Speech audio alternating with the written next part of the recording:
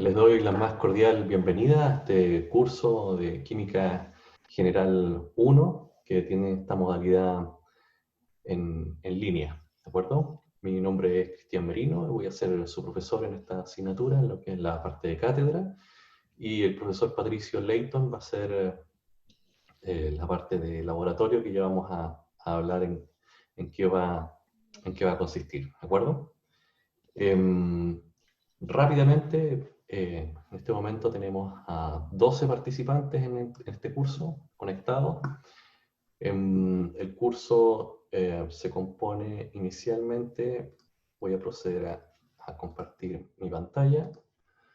Tenemos en este curso inscritos a 20 estudiantes de las tres carreras de bioquímica, química industrial y pedagogía.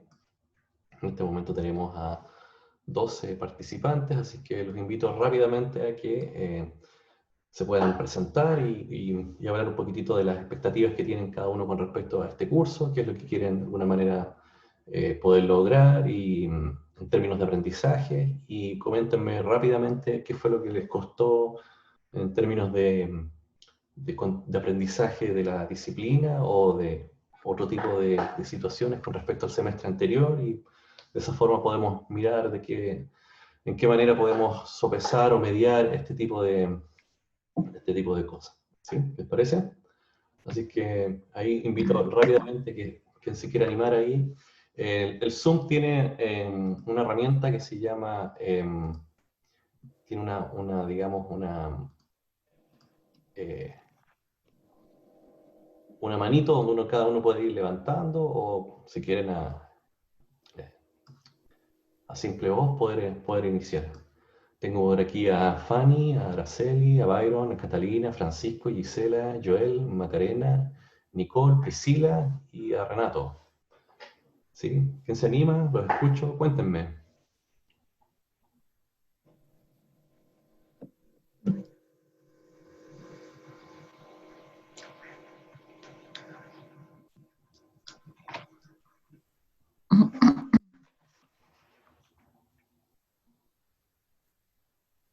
Recuerden que algunos están muteados, así que tienen que activar sus micrófonos para poder hablar.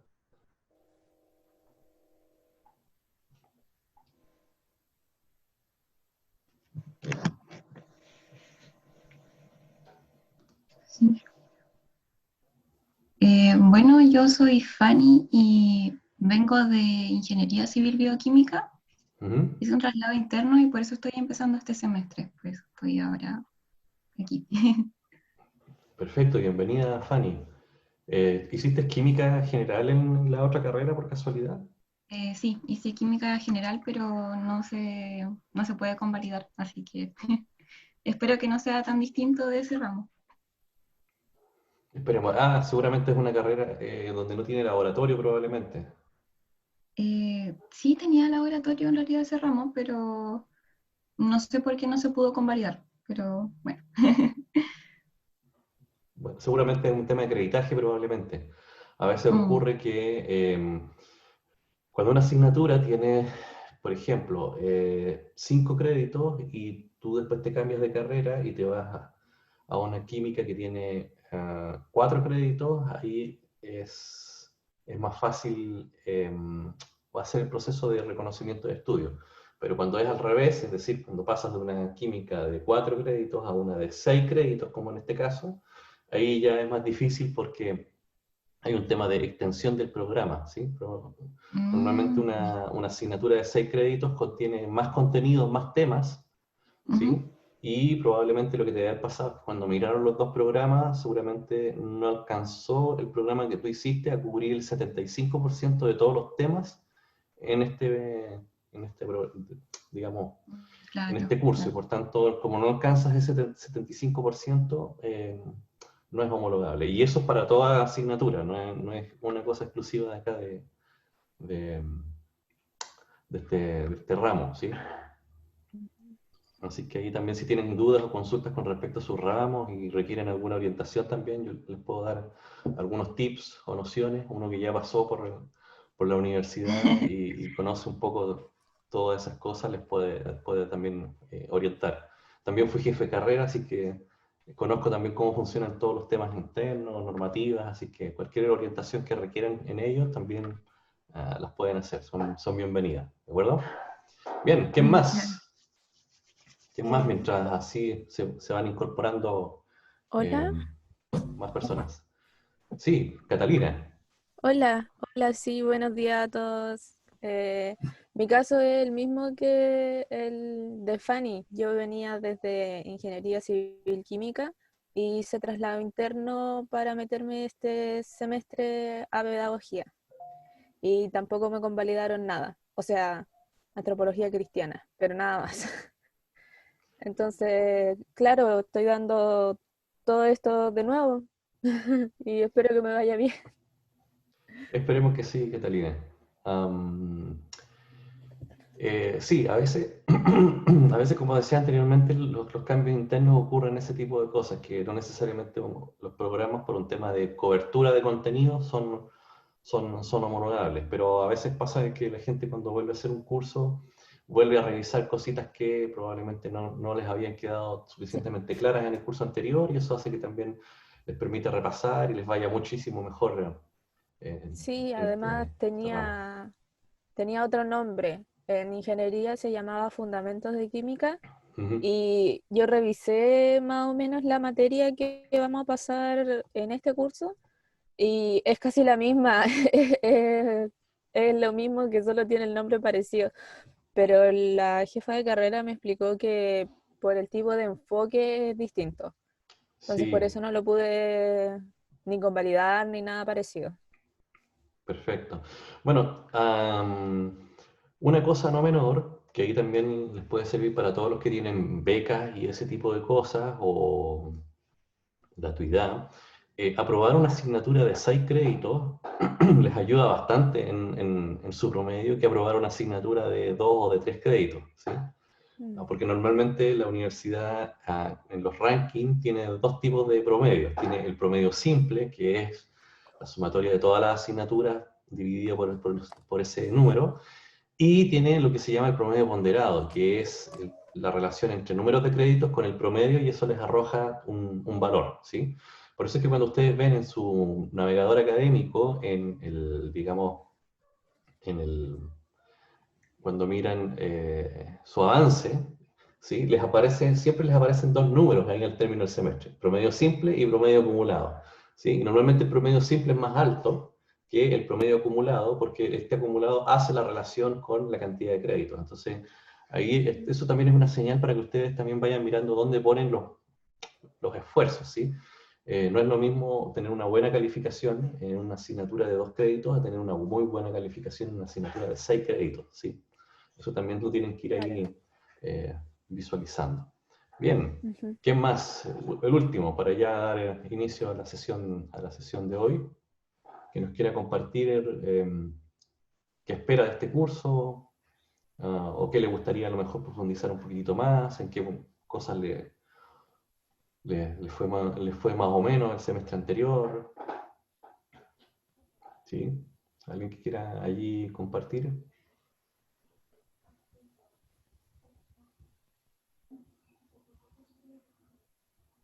Hola, me llamo Priscila Vidal y también era de la carrera de Ingeniería Civil Bioquímica, pero hice traslado interno y tampoco pude convalidar ramos, así que espero que me vaya bien en los ramos. Muy bien, Priscila. Esperemos que todo nos vaya muy bien en este curso, ¿sí? Bien, vamos a dar Sí, inicio entonces, ahora que ya hemos hecho estos breves minutos de compartir, mientras cada uno se van incorporando. Tenemos 14 participantes esta mañana, muy bien, estupendo. Am, Voy a contarles un poquitito de qué se trata el curso, ¿sí? Yo normalmente, bueno, como estamos por el tema de la pandemia utilizando estos medios informáticos y a distancia, este curso se va a apoyar muchísimo en lo que es el aula virtual del curso, ¿sí? Por eso es importante que ustedes ingresen de forma más o menos periódica, ¿sí? Vamos a tener clases los martes, miércoles y jueves, ¿sí? De 8:30 a 9:25, que ese es el horario según las nuevas claves de la universidad, ¿sí?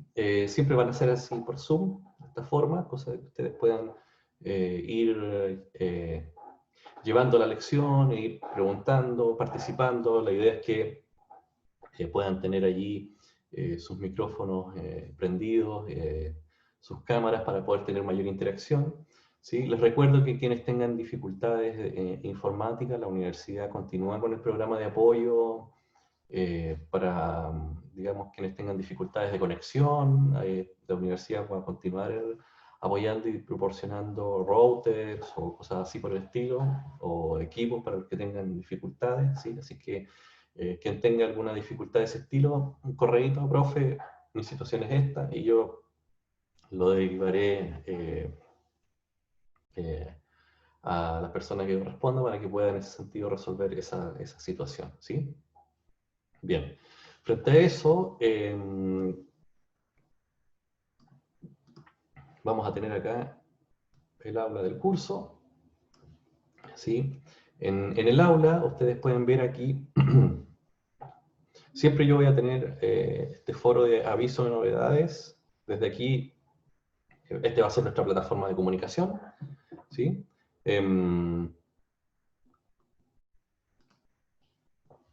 Y les van a llegar los mensajes, ¿sí? Las fechas, todo. Normalmente cuando hay tareas o actividades en la misma aula, les va a aparecer un mensaje en el costado, ¿sí? Donde les van a ir apareciendo acá digamos, los próximos eventos, las próximas actividades, ¿sí? Para que puedan ir fijando ahí de todas maneras qué va a ir pasando. De todas maneras, ¿sí? Ustedes van a contar con lo que se conoce el sílabus o el calendario de actividades, ¿de acuerdo? Que es este que está acá, ¿sí? Es decir, ustedes pueden ir chequeando, ¿sí? Los horarios, los resultados de aprendizaje, ¿sí? Y que va a ir pasando sesión tras sesión, ¿sí? Por si alguien por diversos motivos se perdió la clase, bueno, ahí va a saber qué fue lo que vieron en esa clase, y pueden ir al aula, y en el aula va a estar el video, y van a poder revisar el video, y van a poder desarrollar la actividad, ¿de acuerdo? ¿Cuáles van a ser las formas que vamos a evaluar este curso? ¿Sí? Bueno, normalmente este curso tiene la siguiente estructura. Tenemos lo que se conocen como pruebas parciales, estas pruebas parciales normalmente son como de preparación para lo que serían las pruebas globales, por decirlo de alguna manera, ¿sí? Entonces, normalmente estas pruebas de preparación son como para ir de alguna manera preparándose para esta prueba más global que va a abarcar más contenidos. Entonces, vamos a tener vamos a tener 4 pruebas parciales, ¿sí?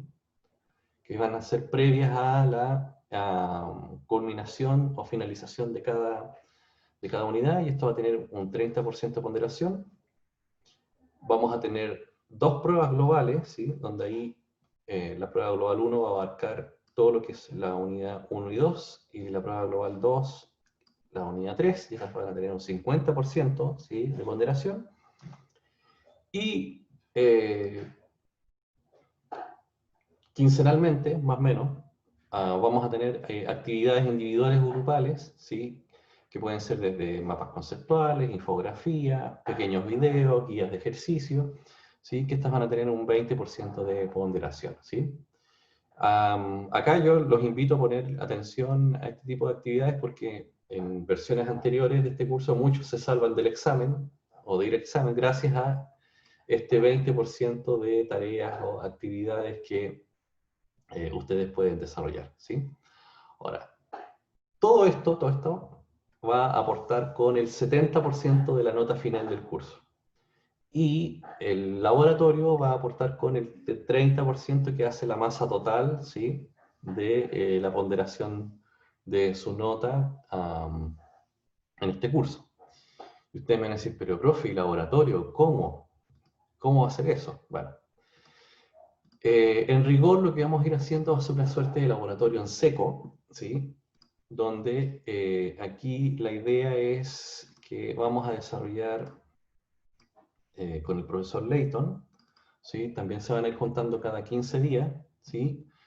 y las actividades del laboratorio parten en septiembre, ¿sí? Vamos a tener 5, digamos, momentos, por decirlo de alguna manera, que están alineados con las temáticas del curso y van a ir abordándose ahí temáticas también particulares, donde van a haber 5 sesiones de laboratorios donde van a trabajar la primera normas de seguridad, la segunda sobre medida científica, la tercera sobre reactividad, relaciones de masa y estiquiometría, ¿sí? Y entonces en cada uno de ellos van a haber actividades donde van a ser soportadas y apoyadas a través de un video, una clase, y la idea es que ustedes a partir de ese video, que va a ser una experiencia experimental grabada, puedan ir tomando allí los datos para ir elaborando los informes que les van a pedir en los respectivos laboratorios, y van a ver una prueba, digamos, final también online de este laboratorio, ¿sí? Es decir, serían todo tipo de experiencias que van a ser de alguna manera monitoreadas y apoyadas y soportadas a través de estas sesiones que van a tener con el profesor Patricio Leighton, que van a ser los días lunes en la clave 1, 2, 3, 4, ¿sí? Y también va a ser bajo este formato online, ¿sí? Es decir, con el profesor Leighton van a poder intercambiar ahí ideas e información con respecto a esas sesiones, ¿sí? Ahí están, incluso ya están las fechas, ¿sí? Como pueden ver, son cada cierto tiempo, ¿sí? Es decir, en esa sesión se encuentran con él, se discuten los temas y tienen, digamos, más o menos 2 semanas aproximadamente para elaborar los informes, las tareas y las actividades que van a tener que desarrollar con él, ¿sí? Y esta parte de laboratorio estaría culminando el 16 de noviembre, ¿sí? Y eso daría finalidad a esa parte, ¿sí? Y ahí están las ponderaciones de las actividades. Habría un control inicial de un 15%, 4 informes, 40%, y una prueba global final de laboratorio del 45%, ¿sí? Para que ustedes puedan ir chequeando y mirando esta información, ¿sí?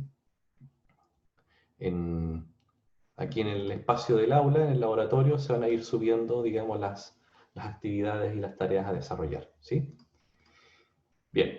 Con respecto a nuestro curso, lo que nos convoca a nosotros, acá van a tener ustedes las temáticas. Hoy en día lo que nos toca es la presentación del curso y una actividad de diagnóstico, ¿sí?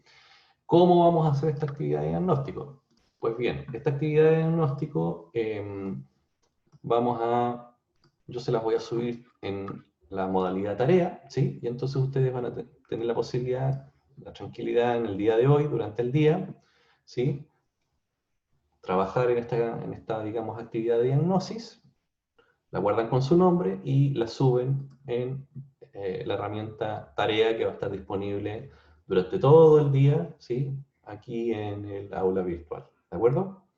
Es decir, ahí ustedes se organizan, lo hacen después del almuerzo o por la tarde, tranquilo, contestan y lo suben al aula respectivamente, ¿de acuerdo? Bien, preguntas, dudas hasta aquí.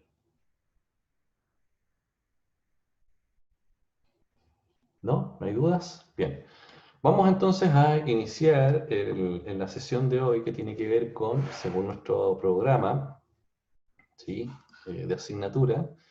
Vamos a revisar y vamos a entrar en lo que es, según nuestro programa de asignatura, en la primera unidad, que se llama Estructura atómica y propiedades, ¿sí? Y la primera temática hace relación con partículas fundamentales, electrones, protones y neutrones, ¿sí?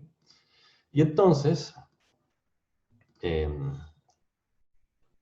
otra cosa que se me había olvidado, que es muy importante, en el sílabus también están allí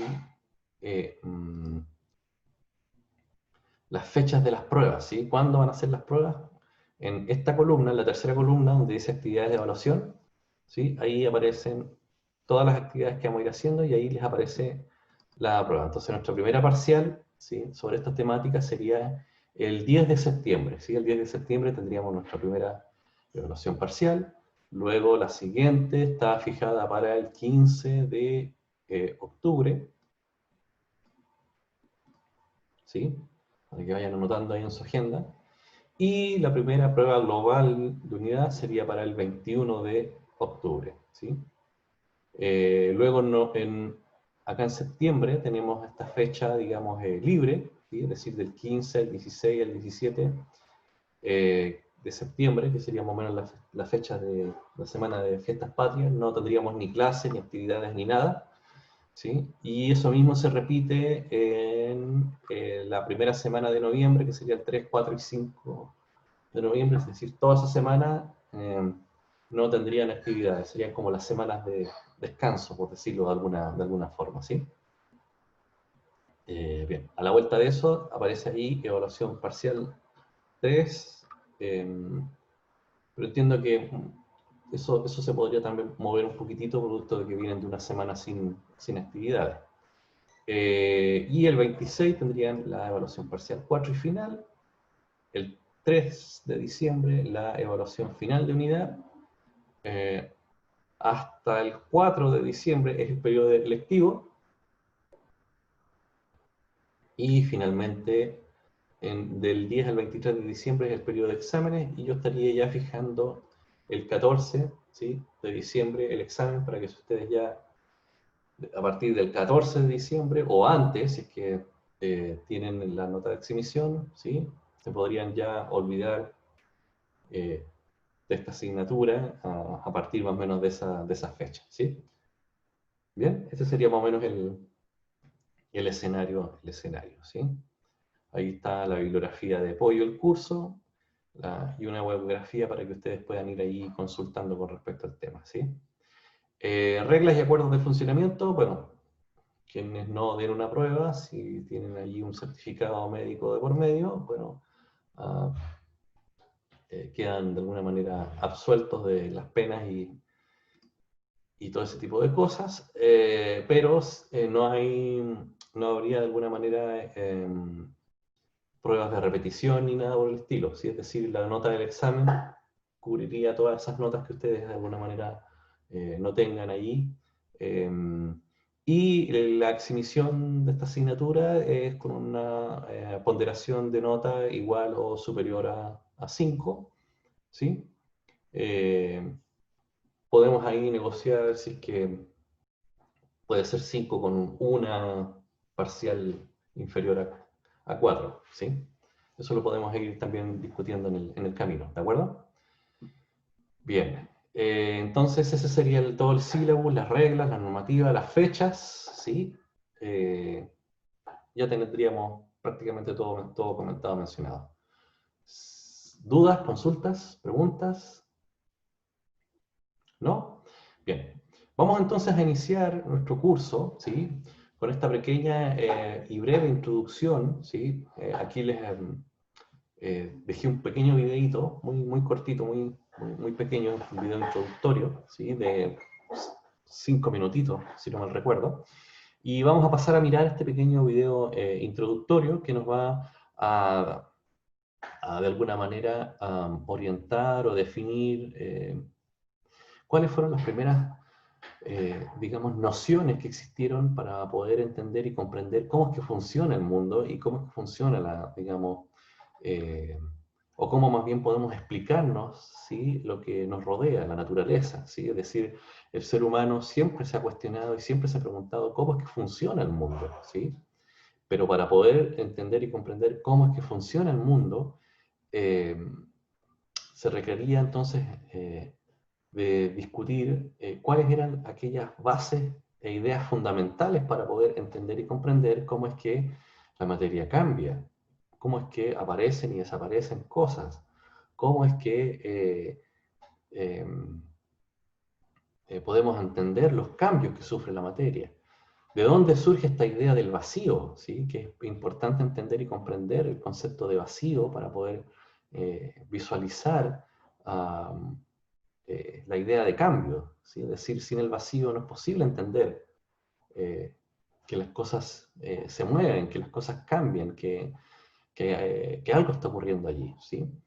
Y entonces esto, para poder iniciar esta discusión, implica que tenemos que remontarnos a la Grecia antigua, donde allí de alguna manera se discutieron las primeras, digamos, ideas con respecto a cómo entender y comprender y leer el libro de la naturaleza. ¿Sí? Vamos a revisar a continuación. No se sabe con seguridad si todas las teorías que se le atribuyen eran originales suyas. ¿Se escucha el video? ¿Me confirman si se escucha? ¿Sí? Perfecto. Sí. O Sí, se simplemente escucha. fueron un desarrollo de las ideas de Leucipo, quien supuestamente fue su maestro. No obstante, lo que parece seguro es que Demócrito defendió que la realidad estaba compuesta de una pluralidad de principios. Por esta razón, se le considera uno de los filósofos pluralistas. Vamos a ver cuáles fueron sus aportaciones más importantes. De la teoría de Parménides, Demócrito aceptó la tesis de la inmutabilidad y la eternidad del ser, y de Heráclito la creencia en la existencia del movimiento y del cambio. Demócrito afirmaba que toda la realidad está formada por dos formas de ser: lo lleno, que es equivalente al ser, y lo vacío, que hace referencia al no ser. Según él, la existencia del no ser, el vacío, es necesaria para poder hablar de cambio, sobre todo de movimiento, ya que una cosa no se puede mover de un lugar a otro sin circular por un espacio vacío. Por otro lado, el ser, lo lleno, es cuantitativamente múltiple. Está formado por muchos pequeños seres llenos, y por esta razón lo lleno también es divisible, pero hasta un cierto punto, no infinitamente como defendía Anaxágoras. Hay un límite, y este es lo que Demócrito denominó átomo, que en griego significa indivisible. Solo es divisible lo que consta de partes separadas. Los átomos, como son completamente llenos, no tienen vacío en su ser. Son indivisibles. Los átomos son, pues, las verdaderas unidades de todo, el ser propiamente dicho, y tienen una serie de características. Todos ellos reúnen buena parte de las propiedades del ser de Parménides. Son llenos, eternos e inmutables, pero a diferencia de aquel, se mueven e interactúan chocando los unos con los otros. De acuerdo con Demócrito, los átomos son tan pequeños que no son visibles. Se mueven eternamente en el espacio vacío y a menudo entran en colisión, quedando muchos de ellos unidos. De esta manera se forman los cuerpos, que no son otra cosa que agregados de átomos. Demócrito también nos dirá que sólo se diferencian entre ellos por la posición, la figura y el orden en que se encuentran. No obstante, cualitativamente todos son iguales. Podríamos decir que algo nace cuando se forma un complejo de átomos, muere cuando este complejo se descompone, y se modifica cuando se agregan o desaparecen algunos átomos o cambian las condiciones como la posición y el orden de los átomos. Todo lo que hay en la realidad está formado de átomos, y por lo tanto, estos también explican la formación del mundo y del universo, que según Demócrito son sólo fruto de una causalidad sin fin, del azar. El alma también es un agregado de átomos. Está compuesta por átomos ligeros y muy finos, que se mueven constantemente y dan vida al cuerpo, el cual solo es el recipiente del alma. El alma se mantiene viva a través de la respiración, que introduce constantemente nuevos átomos ligeros dentro del cuerpo, y en el momento en que dejamos de respirar, el alma se muere, ya que sus átomos se dispersan y son expulsados del cuerpo. En cuanto a entidad material, el alma también se ve afectada por el propio cuerpo y el mundo exterior, hecho a partir del cual se explica el conocimiento sensorial. Demócrito consideró que este era un conocimiento oscuro. Nos dirá que en nuestra creencia existe lo dulce y lo amargo, lo caliente y lo frío, así como los colores, pero en la realidad solo hay átomos y vacío. Los sentidos nos muestran cualidades determinadas. pero en realidad estas no existen.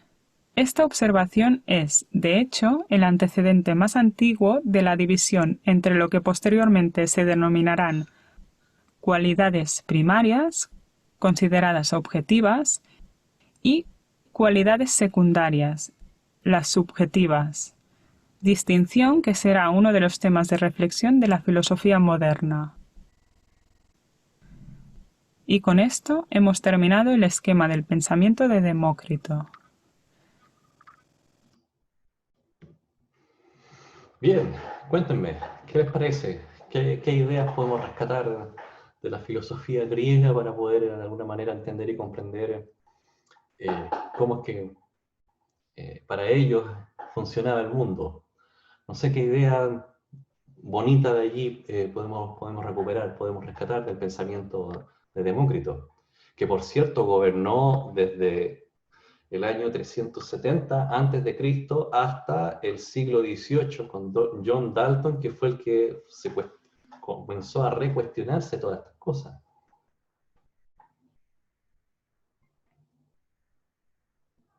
Cuéntenme, impresiones.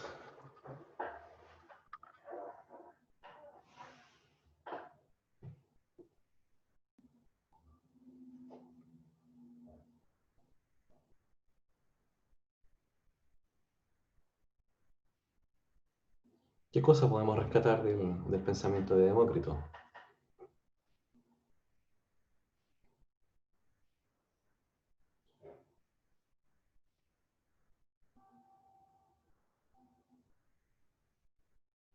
O cómo esto lo podemos vincular o relacionar a las teorías modernas con respecto al átomo.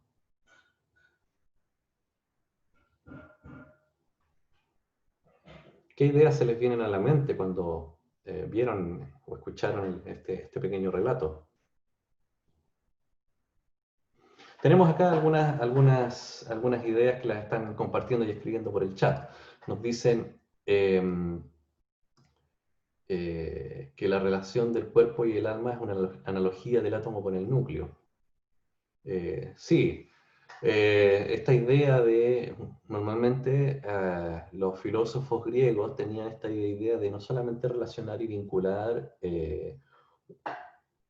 su filosofía con respecto a la materia, sino que como esto también lo vinculaban y lo relacionaban con el alma, ¿sí? Con el tema de la trascendencia. ¿Sí?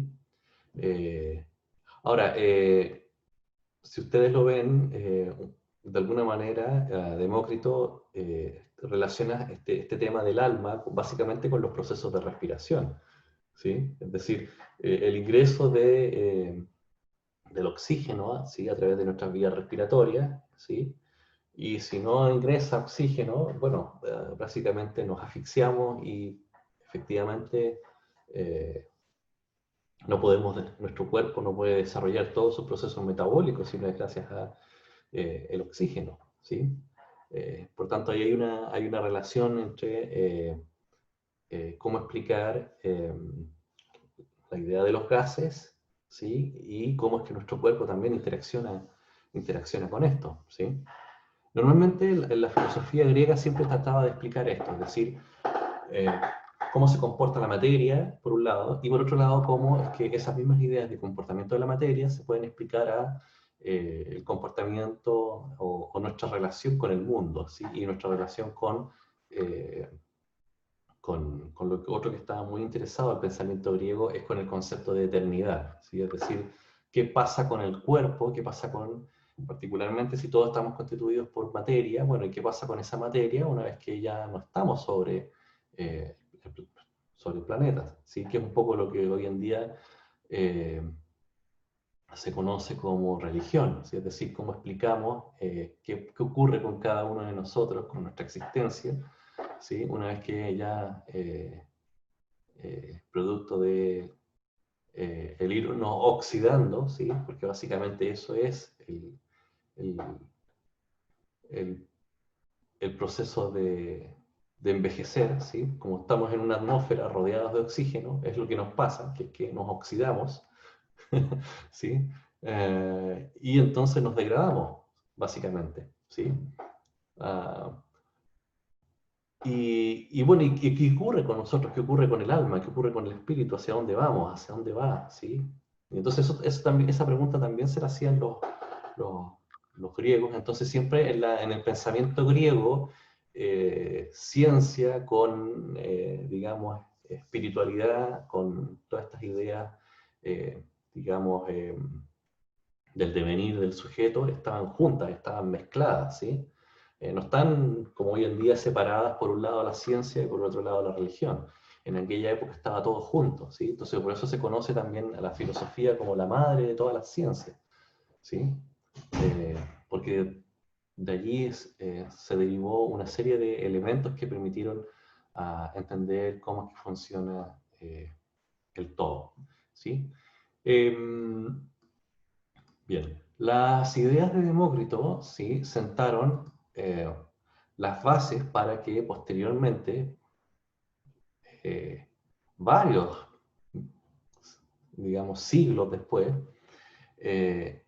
John Dalton tomara las ideas de Demócrito para poder entender cómo es que funciona este, digamos, principio fundamental, ¿sí?, o partículas fundamentales que nos permiten de alguna manera explicar cómo es que funcionan todos los fenómenos que nos rodean, ¿sí? Es decir, cómo podemos explicar un fenómeno de combustión, cómo podemos explicar los relámpagos, ¿sí? Cómo podemos explicar los cambios de la materia, ¿sí? Es decir, primero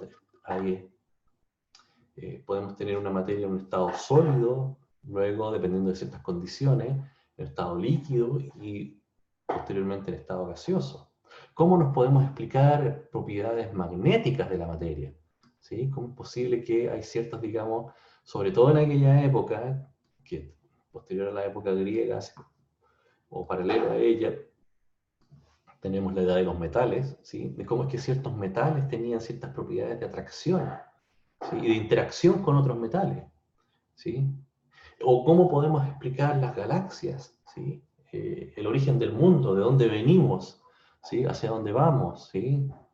El profesor Massa también los invito a leer, tiene un libro muy bonito que se llama Somos polvo de estrellas, ¿sí?, donde nos explica ahí de alguna manera el origen del universo y de dónde de alguna forma es que procedemos, ¿sí? Es decir, el ser humano siempre ha tratado de alguna forma de explicar, ¿sí?, todos estos fenómenos que aparentemente son muy distintos, son muy diferentes, pero explicarlos con una idea común, con una idea del todo, ¿sí? Es decir, si recuerdan la película de Anthony Hopkins, ¿sí?, los invito a que puedan, eh, que puedan revisar esa película sobre la teoría del todo. Él, de alguna manera, intentaba explicar desde la física, ¿sí?, cómo es que todos estos fenómenos, ¿sí?, tienen una, digamos, función común, eh, idea común detrás, ¿sí?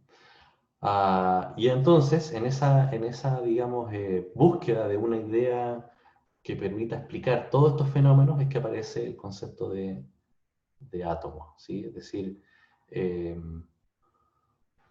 también, como es entonces una idea que intenta explicar todos estos fenómenos, ¿sí?, y que hay algo común entre todos ellos, ¿sí?, esta idea se conoce como, también se le conoce como modelo, ¿sí?, es decir, aquel conjunto de ideas que intentan explicar y predecir cómo es que funcionan cierto conjunto de fenómenos, ¿sí?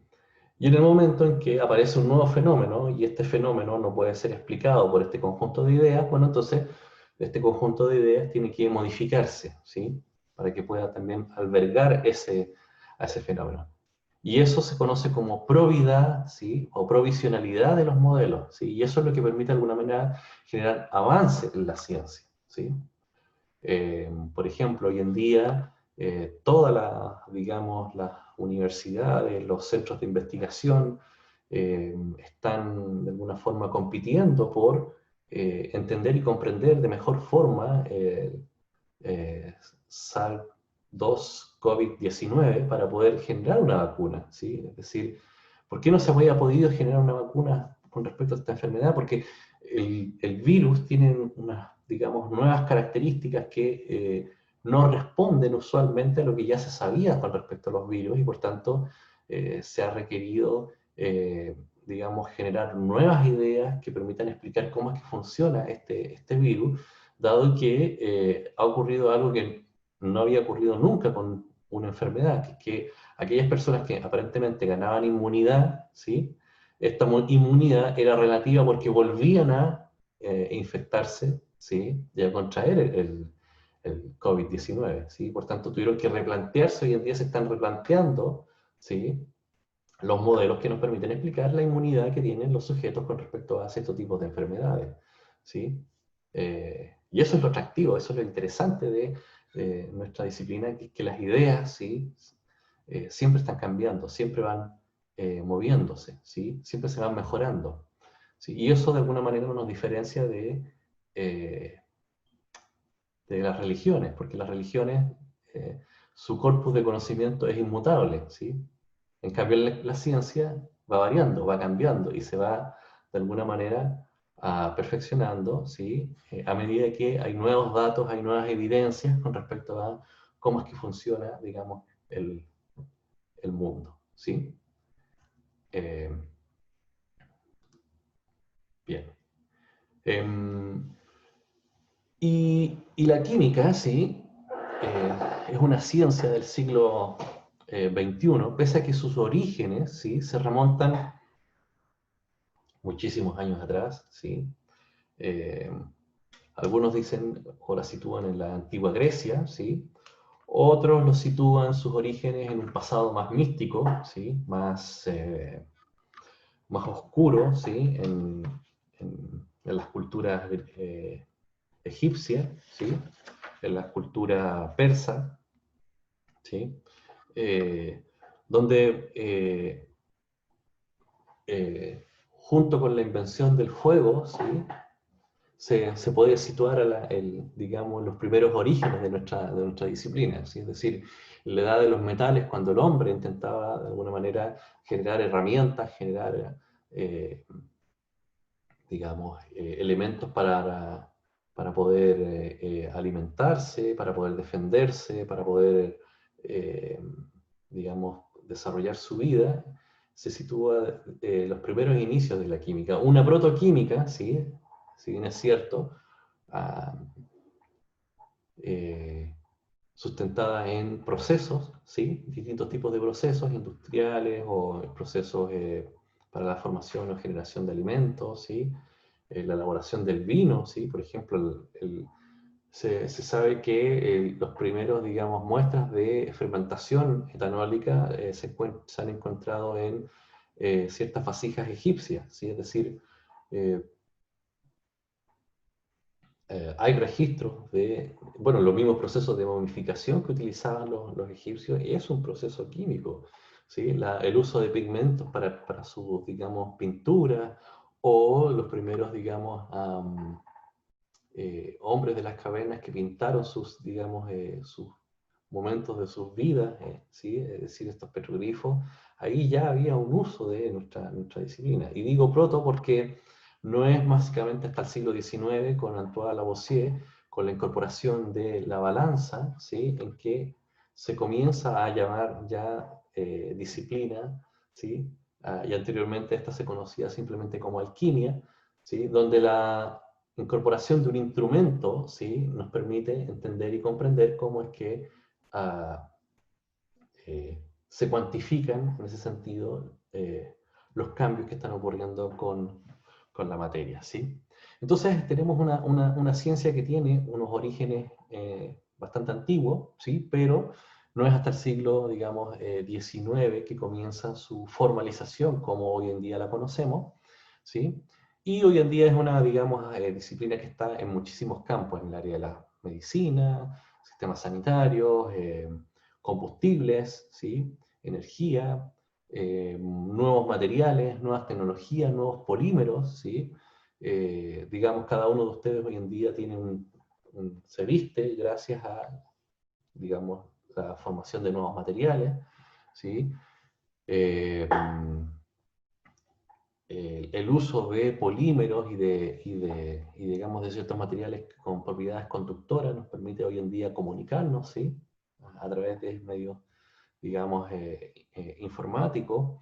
Cada vez más tenemos alimentación y una agricultura más segura, semillas modificadas genéticamente para resistir cierto tipo de plagas, o poder incorporar una mayor dotación de nutrientes y vitaminas a digamos, a las comunidades donde se plantan ese tipo de semillas, fertilizantes especializados, ¿sí? Es decir, la disciplina nos aporta un conocimiento que nos permite hoy en día entender y comprender de mejor forma el mundo, ¿sí?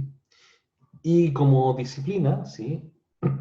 Que se cuestiona y se pregunta cosas, tiene una lógica, ¿sí? Para producir y generar conocimiento. Y esta lógica, ¿sí? Ustedes la han escuchado y la conocen como método científico, ¿sí? Donde este método de alguna manera nos orienta a cómo generar y producir, ¿sí? Conocimiento, pero también es una forma de pensar, ¿sí? Una forma de poder evaluar una información y poder interpretar y poder proporcionar una respuesta tentativa, ¿sí? A un conjunto de observaciones, ¿sí?